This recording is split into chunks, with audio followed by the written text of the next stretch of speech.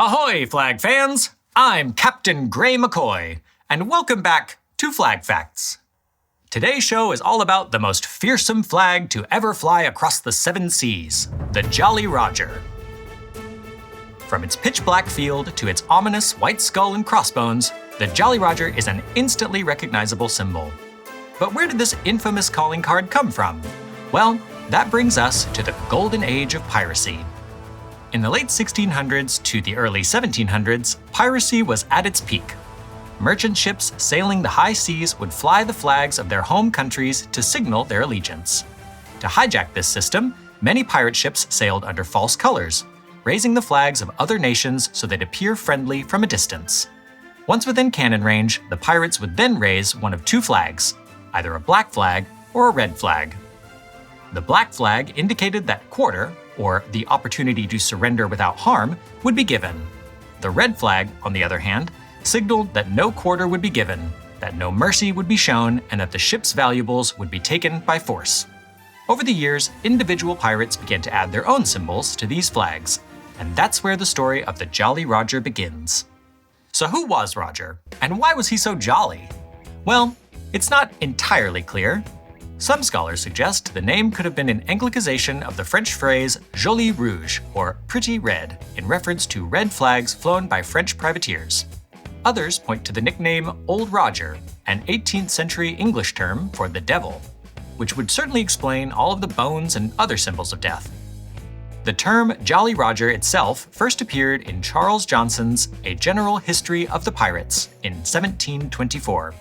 Though it gives no clues as to the origin of the name.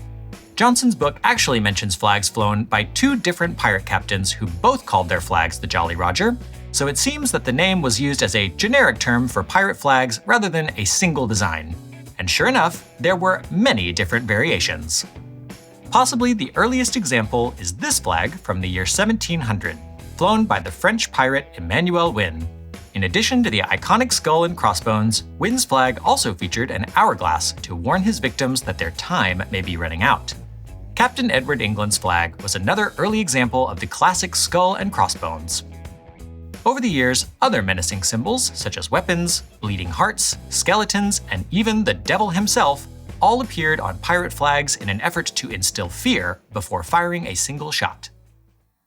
While the golden age of piracy is long gone, the Jolly Roger still sails on, both in the real world and in fiction.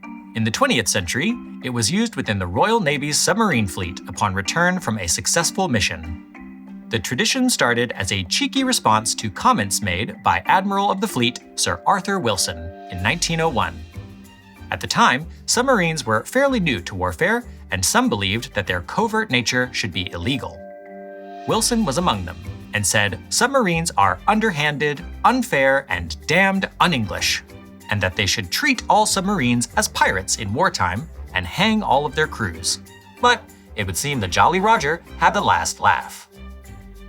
In more recent years, the Jolly Roger, and more specifically this flag from the Japanese manga One Piece, has been used as a symbol of protest. In the show, the flag, known as the Straw Hat Pirates Jolly Roger, symbolizes the character's quest to liberate oppressed people and stands for freedom, adventure, and loyalty among friends. In the real world, protesters from around the globe have adopted the symbol and used it as a means to stand up to injustice. And there you go. That's everything you need to know about the Jolly Roger flag. So what'd you think? Is it a good design? What's your favorite pirate flag? Let us know in the comments below. And while you're down there, be sure to like and subscribe for more flag-related content just like this. If you're in the market for a Jolly Roger or any other flag, head on over to FlagandBanner.com for all your flag flying needs. And as always, thank you for watching. We'll catch you next time on Flag Facts.